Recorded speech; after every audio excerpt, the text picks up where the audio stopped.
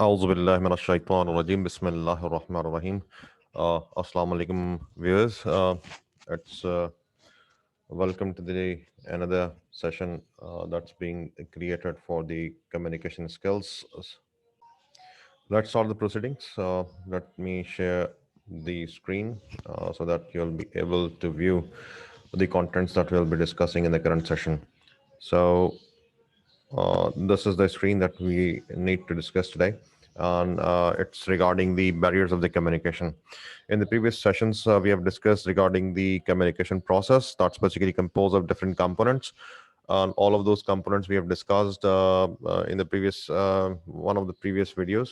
Let me reiterate them. Number one, that was the context. These are the parts of the communication, different phases. Number one is context, because of which the communication starts. Context, there's a specific sender who is responsible for sending the message. That could be either a person or could be a machine in case of computer based or device based communication.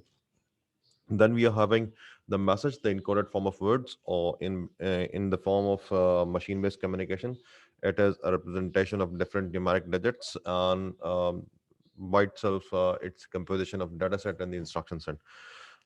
Then we move forward. Then we are having the very first one was context, second was sender, third one was message. Then comes the medium, the specific content that is responsible for carrying the message from sender towards the receiver is classified as the medium.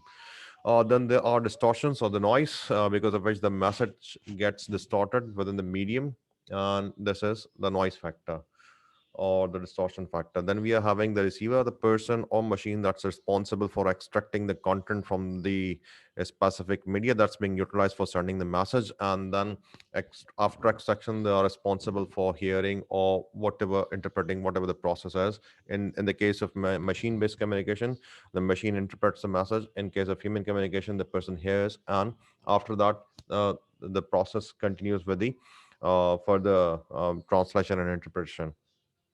Then we are having a feedback, and these are the seven components. They are being utilized, or they are basic, or they are the basic components of the communication process. So, in this video, we are going to discuss the different barriers and within the communication process.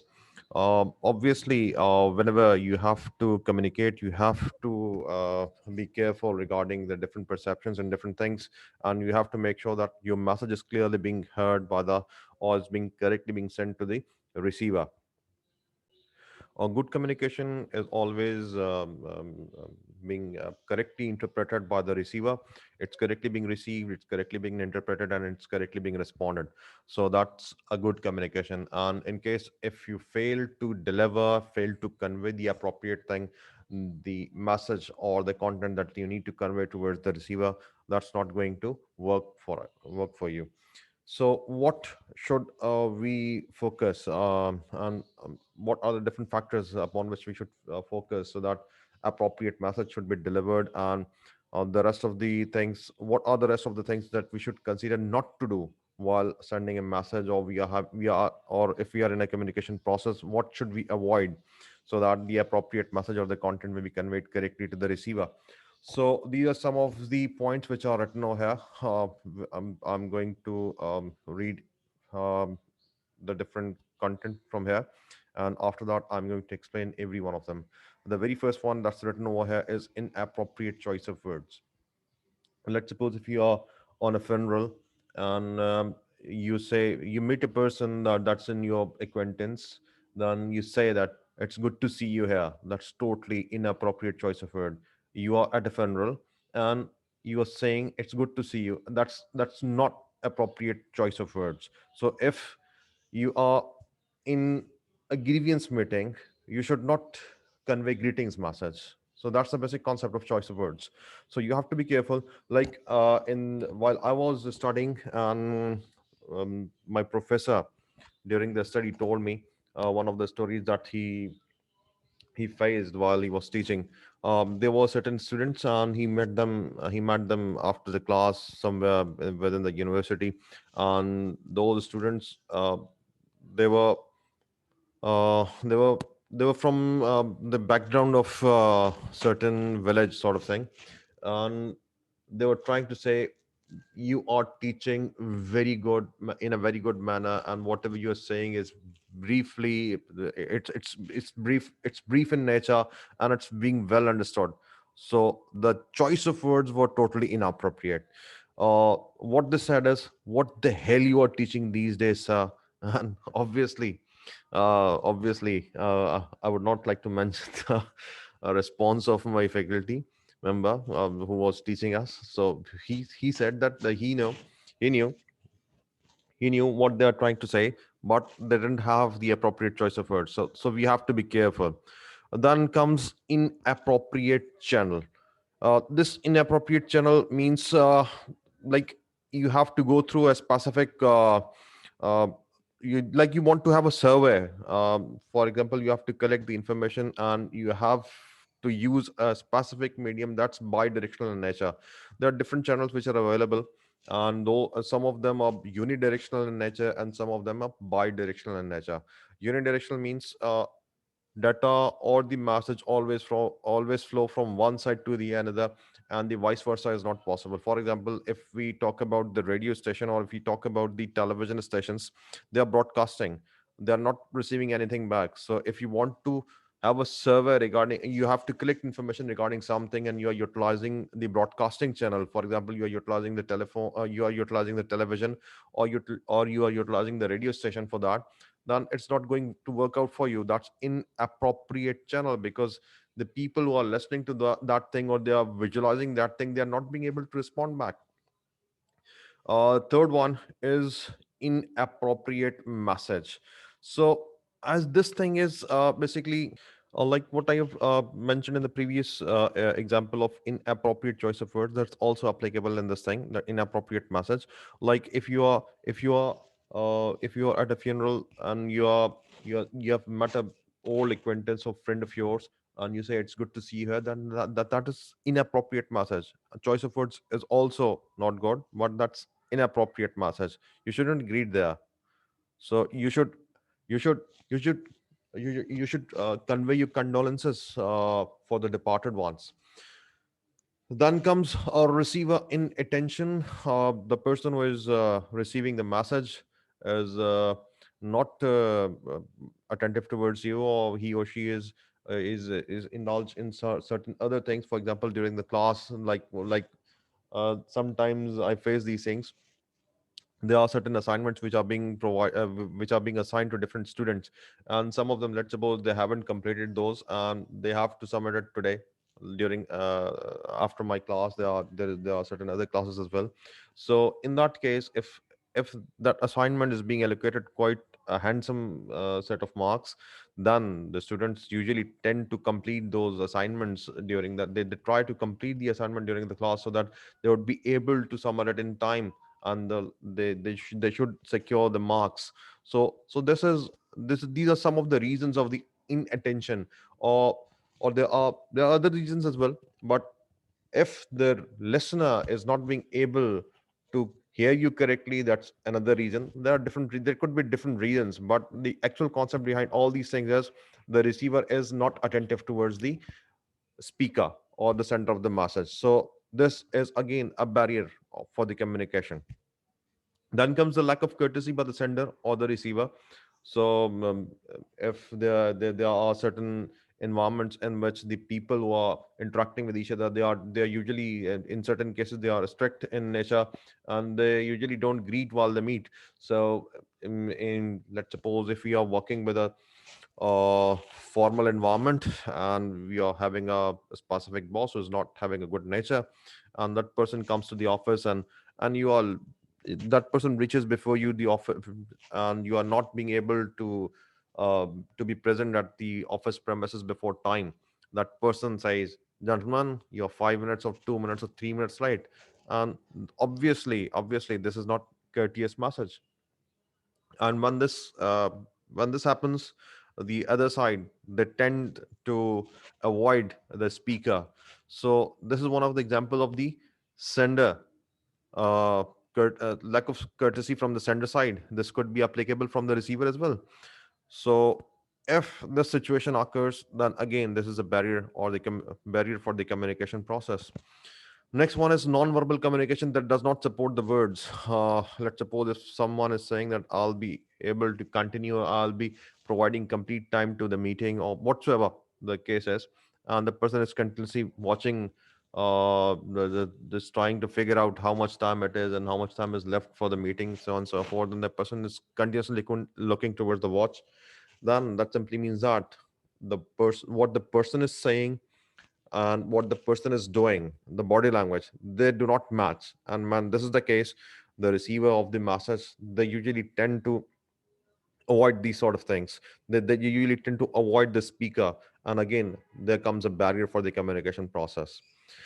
Uh, Next one is different cultural backgrounds. Obviously, one of the most difficult environments in which we have to converse is multicultural environment, and this is something that cannot be taught. That that's uh, that's that's something that's being learned. If you are being in the environment, then you have to study what are the different customs and cultural belongings of different people who are working in this formal environment, and then you tend to follow that. For example, in Pakistan, for example, in Indo-Pak subcontinent, there is a trend that we do not shake hand with the women, or the women don't shake hand with the men. So this is not appropriately applicable in the Western culture, or the Western environment.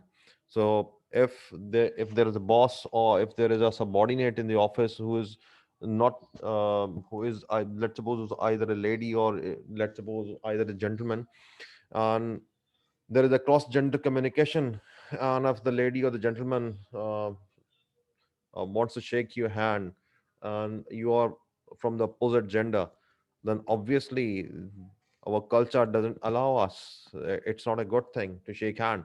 And whenever this is the case, there comes a cultural difference, and those people who are from not from your culture, they don't understand that, and they usually tend to say that this person is not a courteous person, and this person is not being attentive, or this is humiliating sort of thing. So all of these things must be given appropriate attention, and if you if you pay proper attention towards all these things and you avoid all these things, then a good communication environment can be created. Otherwise, this is one another of the barrier for the communication process. Next one is poor layout and presentation.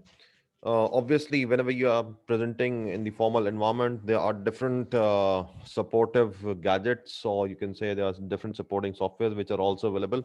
And most of us, we usually create PowerPoint presentations. And um, one of the cases that I have observed during previous times is that there are certain one of the group who's working under my supervision, and they have come up with an excellent idea for the final year and the final year project, and they have deployed it, and they have done wonderful tasks. They have completed the deployment. They have whatever they have mentioned, they have completely deployed it, and they have created a marvel, no doubt in that. But but when it comes to the presentation phase, when we have came up with the externals, and when they are being interviewed, they were not up to the mark. They were not being able to present appropriately. Their presentation was not up to the mark.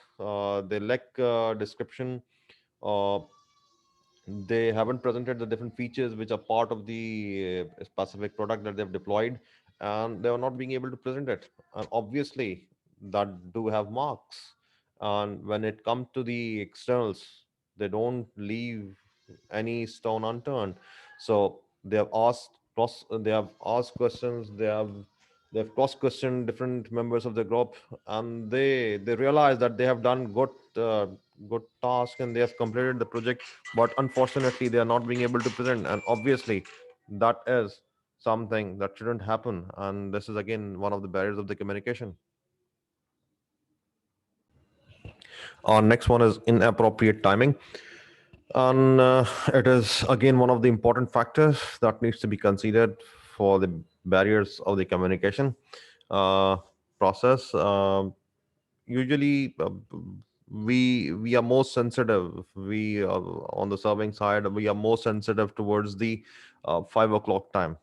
usually, because that's the specific time at which the office goes off, and people usually tend to flow towards their homes or residence, whatever you call it. So if you're having a task that's not being completed at that time, you tend to complete it at the earliest. And during that time, if someone asks you to have another task that needs to be done before you leave the office, again, the person who have provided you that with that task is is not considering the specific time. The timing is totally inappropriate. So the person who have to perform the task, he or she will be obviously annoyed with the person who have assigned the task. So again, it's a barrier for the communication. The person tend to listen less, the person tends to act more, and that's not good for the communication. Then comes the last one, inadequate feedback. And obviously, this usually happens during the classes when there are certain backbenchers who are not listening appropriately towards the lecture, and during a specific time. And there comes a session where there is a cross questioning, or there's interactive session within the class.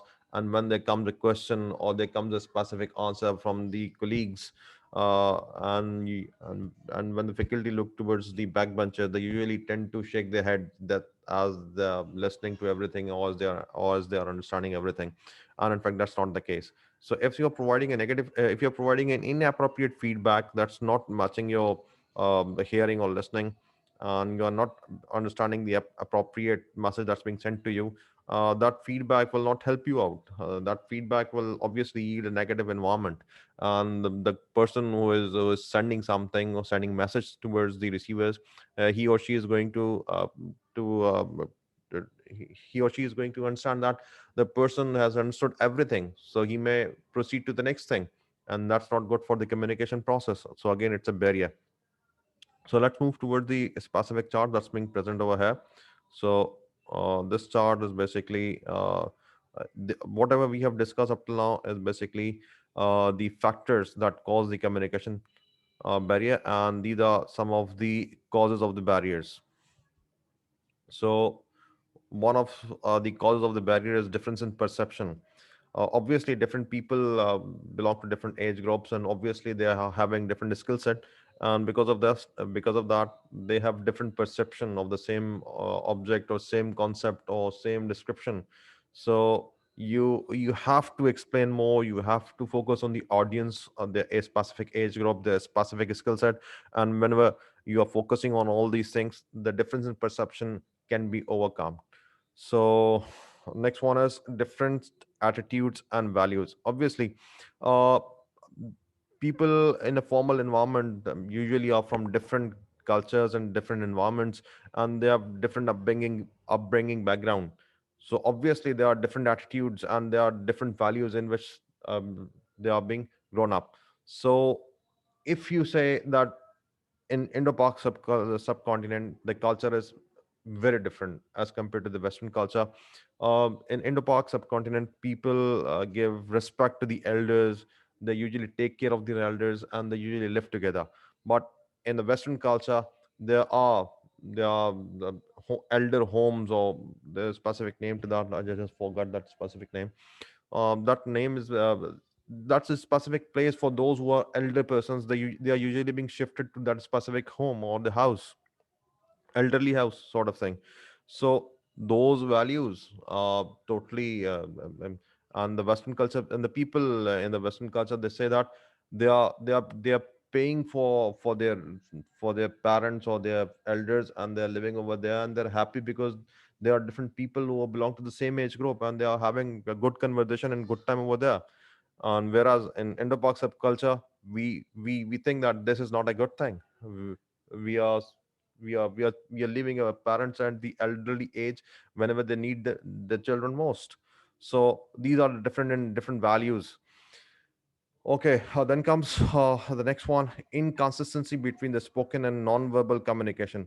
Already discussed this in the previous section among the factors. So, if the person who is saying something and the body language is saying something different, there is a contradiction between the spoken and the verbal part. Spoken and and the and the kinesic behavior, that's classified as kinesic behavior. So if the person is having two different things in the same during the same conversation, then obviously the audience of the masses, they are not going to put an ear to that, and they will be avoiding the situation. So again, that's a negative factor, and that these are some of the these are some of the main causes of the barriers. Next one is withholding information. So as a child, most of or as a student or as a child, you can say that most of the most of the people, they tend to withhold information. They do not tell the complete thing. Like if some faculty member asks them, have you completed the assignment, do you have the practical file sort of thing, or do you have the assignment file? They don't say they don't have. They said yes, we have. They don't provide the complete information, like we haven't completed the assignment, we have tried to attempt the assignment, and we have partially completed it, but we haven't completed it yet. They don't say that. They just say that okay, we have the file and the assignment is in this file.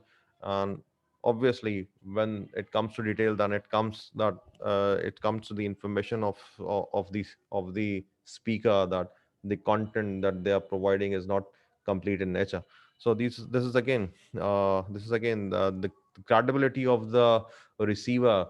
When he responds back, when he provides the feedback, the credibility of the receiver gets on deteriorating, and obviously that's a cause for the barrier in the communication process.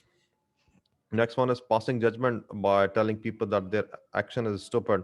Again, this is not a good strategy to humiliate other, or to put the other person down in a communication. During a communication, the person will obviously try to return the same thing or retaliate in the same sort of thing. But if you want to have a good communication environment, you have to consider the other person's perspective, and you don't have to pass the judgments. If you have any judgments, just keep them to yourself, and just try to listen to the person and to the message, then you can respond back.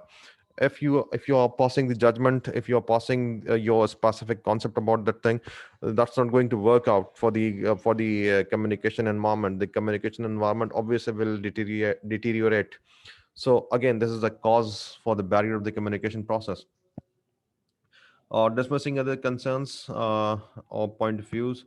Like if someone is saying that it's raining and it's not good to have a session right now, and it's more appropriate to leave the office as it's about to be 5 p.m. It's 4:45 and we are having rain. It would be difficult for us to leave for home after half an hour when it will be flooded, when we'll be having flooded roads.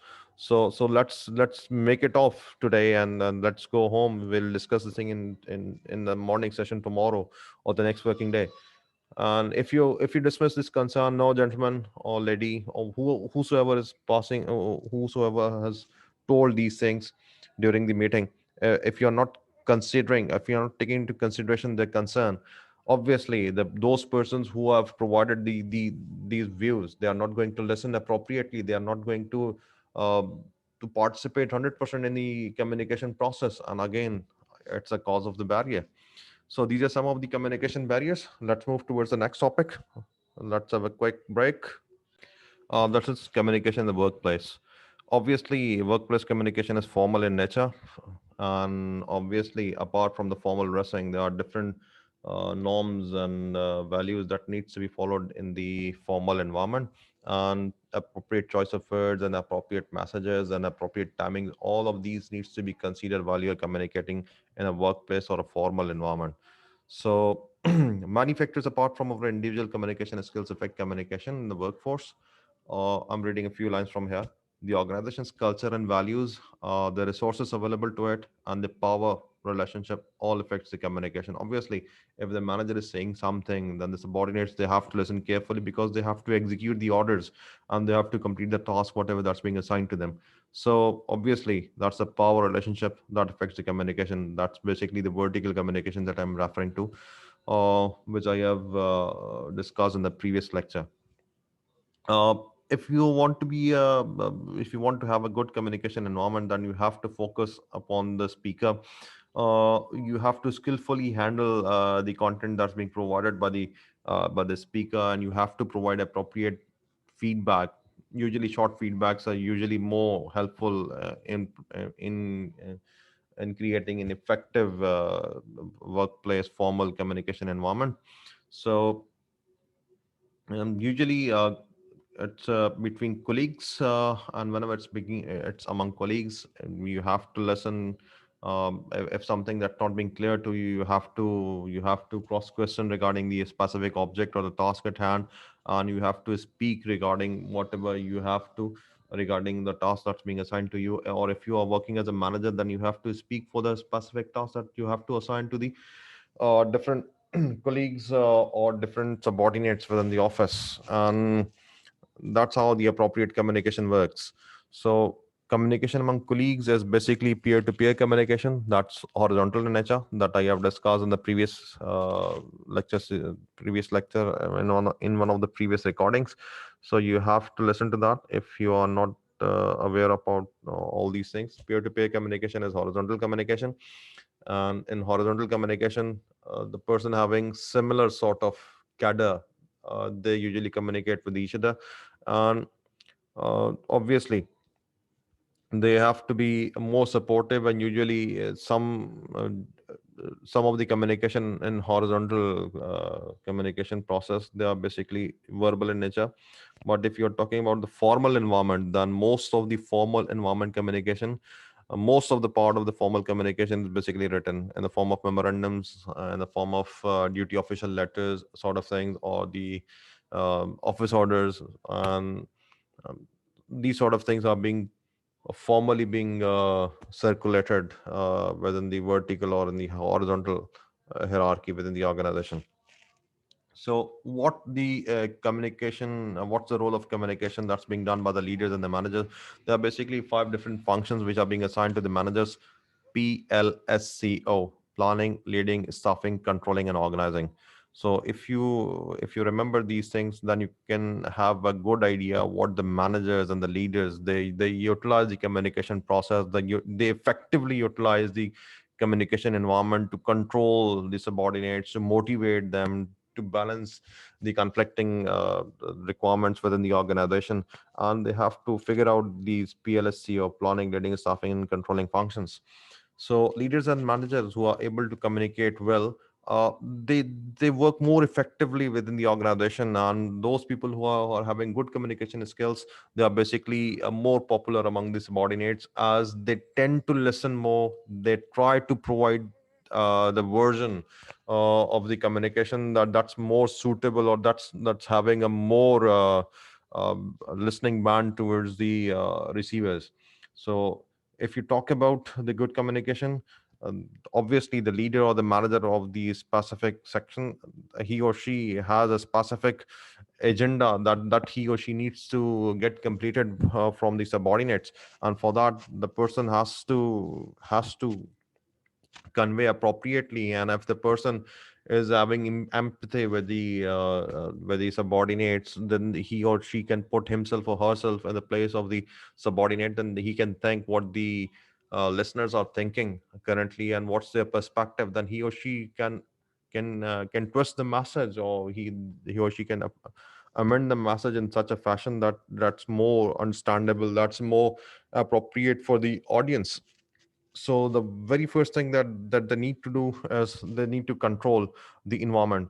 So let me read a few lines from here. Communication can be used by an organization's management as a means to control the procedure and to encourage employees to conform to company objectives, directives, or work procedures. So it's quite obvious that whenever the vertical communication occurs, the people in the organization, in the upper part of the hierarchy, they need to control the environment, and they have to convey in such a fashion that the message is completely conveyed appropriately, and that's being clearly understood by the subordinates. And they control the environment. The managers, they need to control the environment through the means of communication. Then obviously, when it comes to the management and control, they need to motivate the workforce so that they can get maximum benefits within the specified time. They need to get the things done. They need to get the task completed within appropriate time before the deadline. So uh, whether the person is controlling a small team or large team, they have to motivate, they have to provide such a communication. They have to convey certain, they have to convey whatever the specific concept behind these specific messages, but they have to convey in such a fashion that the receiver of the message, they should be motivated, they should be always on their toes, and they are always being up to the mark for the completion of the task. So also the managers who are controlling that environment, or they are in the vertical, they are engaged in the vertical communication process. They can provide duty official letters, they can provide appreciation letters, and they could convey verbally as well that you have done such a tremendous task, that the organization is having wonderful revenue with this thing. So it's all because of you, because of you people and your coordination team, so on and so forth. If these sort of things are being conveyed to the receivers in an appropriate manner within time, obviously the workforce will be motivated, and they will be more than happy to participate in the functioning of the organization. Then comes the last one that's written over here, that's the balancing needs and goals. Definitely, there are different goals which are being assigned to the management, and obviously, there are different uh, goals, and there are different targets that are being assigned to the line managers. And at, at times, they don't match. Uh, there's a deadline, and that's regarding a specific project that needs to be deployed toward the client side, and there is a specific lockdown in the country that says that you have to move from the office, and you have to close the shutters by 5 p.m. And both of these requirements don't match, and both of these requirements are compulsory in nature, because there's a client who needs to get the project deployed in time, and obviously there are law enforcement agencies who are looking after the lockdown process. So the m- managers who are working in the organization, they have to keep all these targets in mind, and they have to convey to the subordinates that we have to leave early, we have to complete this task before time, and we have bifurcated, we have segmented the specific tasks into different segments, and each segment needs to be completed every day, and it's the task for today, and we have to leave early because there are certain restrictions, and after that there will be a power failure, so on and so forth. So they have to focus on all these things, and they have to convey in appropriate manner. So again, the communication is being utilized by managers for all these things, and those managers who are effective in this thing, obviously they control the environment, they motivate the environment, and obviously they balance the needs and the different goals they need to achieve. And they used to use this communication process to balance these needs and requirements, and those people are basically successful in this environment, who are having a good communication concept, who are having good concepts of communication, and they are effective communicators, and they're good listeners as well. So if these characteristics are available in a manager, then the manager could succeed with all these things, like the balancing of different goals and motivations, and so forth.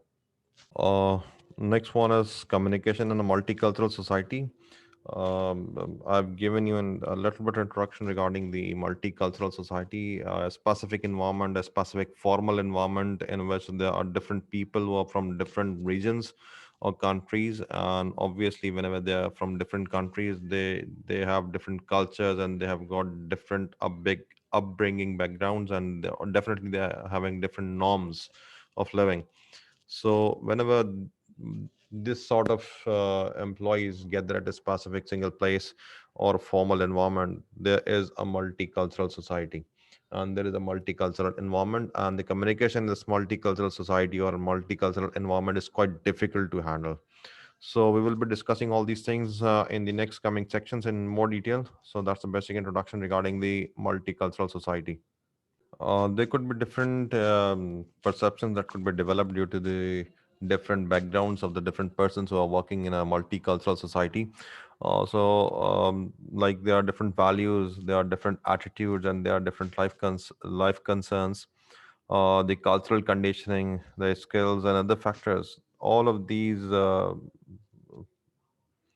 factors basically they tend to affect the overall perception or the creation of the specific perception of a specific person. So if the person is being if the person is having a background or culture that's more towards the village life, the person is less aware of those things which are basically followed within the um, civil society, or what we call it, the metropolitan area city. So because of this different set of perception by different people in the multicultural society, the communication that's being conveyed in that environment, that's not being able to be positive in nature. Because when different people from different culture different upbringing backgrounds, they when they convey certain messages which are according to their norms and culture, like in Indo-Pak subcontinent, we don't like to have an eye contact with the elders or the superiors in the hierarchy. And this is totally a negative thing in the Western culture. If you don't have a eye contact with the managers or the person who is in communication with you, um, and the person belongs to a Western culture, then the person say that the person is not paying attention towards me, is not listening to me, he or she is not listening to me, is not attentive towards me, and that's humiliating. That's more humiliating. That's more on the humiliating side, and the person is obviously the communication, the process of communication in this specific environment is not going to work out for you. And this is because of the different values and life concerns and cultural upbringing. So let's conclude this thing here, and let's conclude the session as well. And the next session will discuss the topics which are coming in the next section. So that's all for now. Thank you.